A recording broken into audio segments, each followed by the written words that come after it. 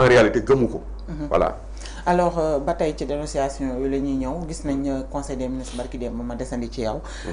gis nga suñu njiital gouvernement bi mu ni dafa nangu avouer carrément ni que am na ay manquements yu bari yoo xam ne am na ci seen forme de gouvernance am na lëndëm yu ci am. yoo xam ne dëppoowul ak ñoom li nga xamante ne moom la ñu jaayoon askanu Sénégal.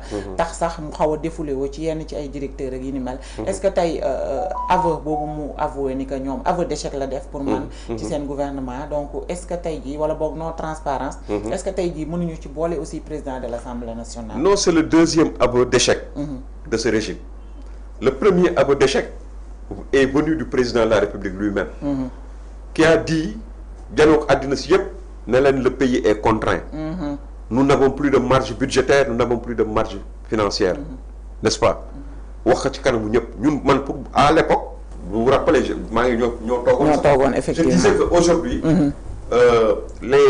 ce que leçon yi nga xam ne moom lañ ci waroon tirer mooy que ni le premier ministre lui-même waroon na bu doon man maa nekk à sa place damay démissionner. Parce que mënuma nekk premier ministre pendant plus de 6 mois wala plus de 8 mois parce que c'était en octobre si je ne m'abuse. C'est ça.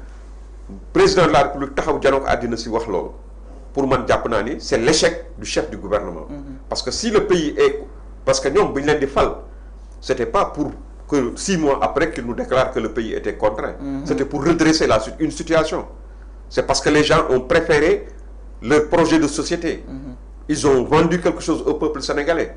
Et donc les gens s'attendaient à ce qu'ils viennent avec des solutions pérennes pour l'économie, pour tous les domaines. Yoo xam ne nit ñi sénégalais yi ci la ñuy mën a gisee ni réew mi ngi dox wala doxul. Donc bu demee ba ci juróom-benn weer mu wax loolu. te moom ki nga xam ne moom mooy chef de l'État mi nga xam dañ ko fal mu nekk une constante jusqu'à 5 ans. mandat bi jeex. Donc moom le premier ministre qu'il a nommé il est chargé de traduire en acte sa vision. ak fi mu bëgg yóbbu Sénégal.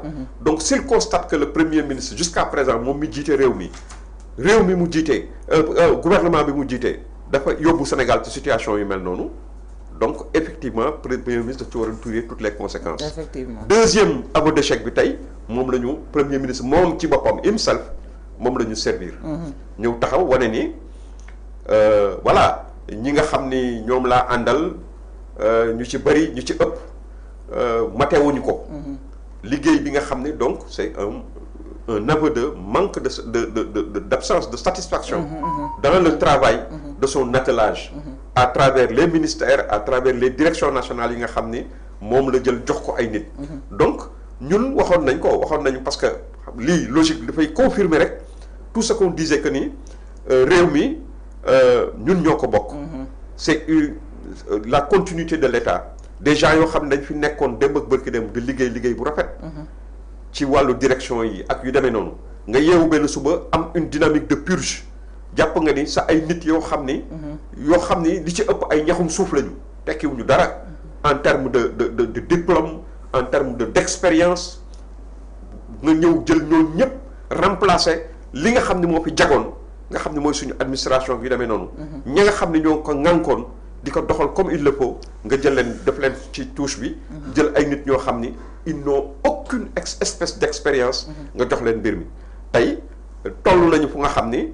Il veut se décharger sur eux mais du jàll parce que moom c'est le premier responsable de cette situation.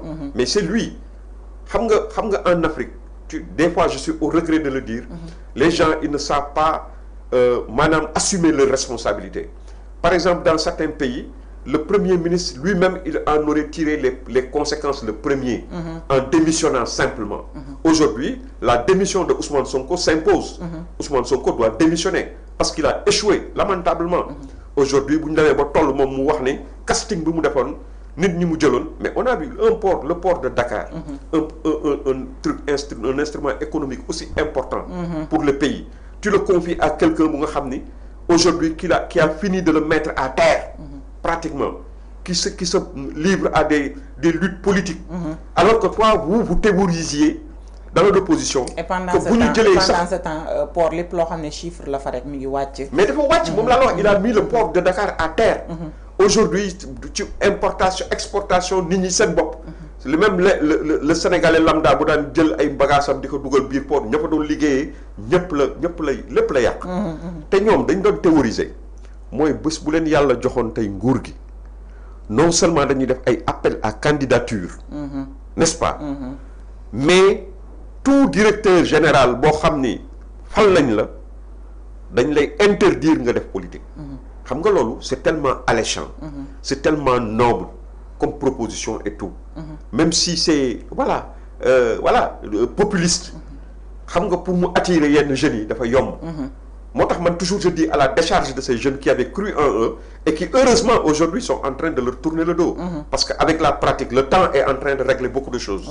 Voilà pour rek bañ a accaparer affaire bi man daal je pense que ces gens-là. effectivement doyen Keita